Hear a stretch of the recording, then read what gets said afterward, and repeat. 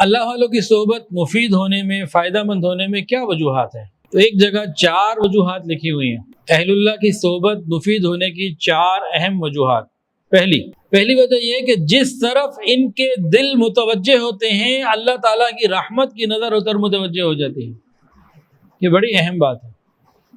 اللہ تعالیٰ کی جمال کی نظریں ان پر ہوتی ہیں، جلال والی نہیں ہوتی۔ اللہ تعالیٰ کی جمال کی نظر اپنے ان پیاروں کے دلوں پہ ہوتی ہے۔ اس جمال کی تجلیات کا یہ تقاضا ہے، یہ اثر ہے کہ جدھر ان کے دل متوجہ ہو جاتے ہیں اللہ تعالیٰ کی رحمت ادھر متوجہ ہو جاتی ہے۔ کاش ہمیں یہ بات سمجھ میں آ جائے اور اس کی قدر کرنے لگ جائیں۔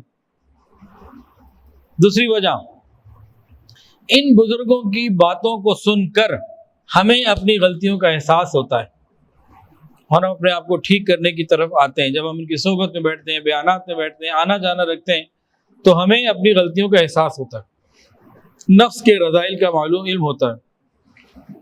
تیسری بات، اہل اللہ کی صحبت میں بیٹھ کے جب بندہ اپنے حالات ان سے ڈسکس کرتا ہے، ان کو اپنی کیفیات بتاتا ہے، تو یہ اپنی تنہائی کی مقبول اوقات کی دعاؤں میں ان لوگوں کو یاد کرتے ہیں، ان کے لیے دعائیں کرتے ہیں، اللہ تعالیٰ کی طرف سے رحمتوں کا نزول کا ذریعہ بن جاتے ہیں۔ چوتھی وجہ اہل اللہ کی صحبت کے مفید ہونے کی، انسانی طبیعت کس نے بنائی؟ اللہ نے۔ انسانی طبیعت کے اندر نقل صفات کی خصوصیت موجود ہے۔ جس کے ساتھ بیٹھے گا اس جیسا بننے کی کوشش کرے گا۔ طبیعتیں ایک دوسرے کی کیفیات کو اور صفات کو چوری کر لیتی ہیں، پتہ ہی نہیں چلتا، جس کے ساتھ بیٹھتے ہیں اس جیسے ہو جاتے ہیں خود بخود کچھ عرصے کے بعد۔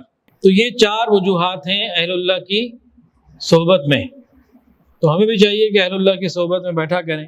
ویڈیو کے نیچے سبسکرائب کے بٹن پہ کلک کریں، بیل کے آئیکن پہ کلک کیجئے تاکہ ہر نئی ویڈیو کی نوٹیفیکیشن آپ کو مل جائے۔